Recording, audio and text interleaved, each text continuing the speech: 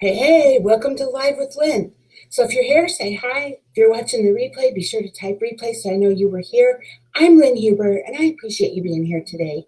So today I'm going to talk about the 5 benefits of daily optimism. You know, there's increasing evidence that being optimistic about life has measurable benefits, not just for your mental health, but for your physical well-being too. Scientific studies have shown that as you become more optimistic, your life is going to improve in all sorts of ways. You're even likely to have a longer life just from being more hopeful and positive. So let's talk about some of the benefits of being optimistic. So the first one is optimists are healthier. Optimists not only rate their own health and well-being as better, but studies have also shown that optimists have better mental and physical health than pessimists. In a study of the effects of positive psychological well being, optimism was found to be the biggest predictor of improved heart health. Hi, Anitra. Good morning. Optimists also have lower blood pressure and cholesterol and lower risk of developing heart disease.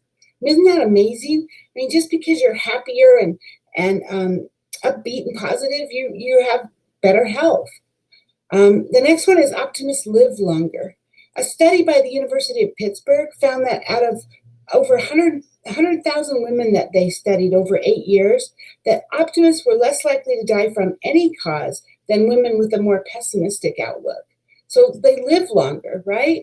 This was later confirmed by a Harvard study that showed that the women who had a positive outlook had a much lower risk of dying than from other serious illnesses, like 30% lower. Optimists are happier. It might seem obvious that an optimist would be happier than a pessimist, but it has been shown that optimists are not just sunnier in their dispositions, but they're also measurably happier in their relationships and in their jobs and in life in general. They deal better with stress. They're more resilient in bad times, and they produce less cortisol, the stress hormone that leads to inflammation and a lowered immune system. Cortisol also is a fat. That's what causes that belly fat, right? And so if you're more optimist, you have less cortisol. So that's what I need. So optimists have smoother career paths. Researchers from Duke University found that optimistic MBA graduates that they studied were more likely to find a job. They were more likely to earn a higher starting salary and have more frequent promotions than the pessimists in the group. Makes sense because people are going to promote you more likely if you're happy and positive, right? Optimists also deal better with negative feedback, seeing it as an opportunity to improve and to increase their chance of promotion in the future. Optimists roll with the punches.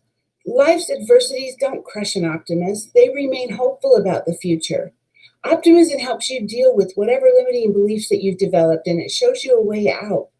Being positive about life's possibilities means that you focus on what you can do rather than what you can't do, right? And when you're focusing, instead of if I can do this, or I talked about this yesterday, if I can do that, you're looking at how can I do this, or what can I do? Those things are better, right? And they help you and you're focusing on life's possibilities.